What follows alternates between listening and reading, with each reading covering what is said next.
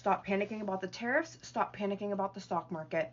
We as a society, I loved this video and I share her sentiment, which is we are going to be just fine. Things are not going to collapse all at once. We are going to have one thing taken away from us at once. Maybe the first thing is that the stock market completely collapses and our groceries get really expensive. The point that she makes in that is this is not the 1920s. Do you know how much access to information we have? Do you know that you can just search on your phone sourdough starter and then you can learn how to make sourdough at your house from flour that day? The other point she made that I loved was we have so much shit all around our houses because they have been making us buy stuff that we don't need for so long. At this point, we could sit in our houses and not buy a thing for years. When I make videos like this, people come into the comments and say, you don't understand how much the poor are going to suffer. The poor are going to be more supported than they ever have been because people who have been too busy and stressed out to notice are going to find themselves without a job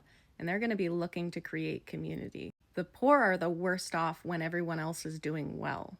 I helped start the Portland Free Store project. You know what the biggest problem of running a free store is? People are fighting us to give us stuff. We're like, please don't bring us any more free stuff. We have no room for it. And because of YouTube tutorials and the internet, all of us are going to learn to become very resourceful with repurposing old stuff into new stuff. I think that food might be our biggest difficulty, and it's not that we're going to have massive food shortage. It's not going to be like that, but it's going to be like food is so prohibitively expensive that we can't pay for our housing. And so to take that load off now, guess what?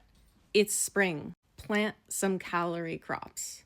Also, depending on where you live, there are tons of free leafy greens growing on the roadside, and we have some wonderful foraging creators that can teach you about what to look for. Here in Oregon, it is like wild berry land. Salmon berries, thimbleberries, gooseberries, salal berries, raspberries, blackberries, and of course, huckleberries. I'm actually writing a PDF guide for how to survive capitalism during this time, and I'll include a little bit about foraging and foodstuffs. But yeah, I think we are going to be just fine if the stock market crashes. We are going to weather this so much better than the rich are going to. And maybe you should just make friends with your neighbor.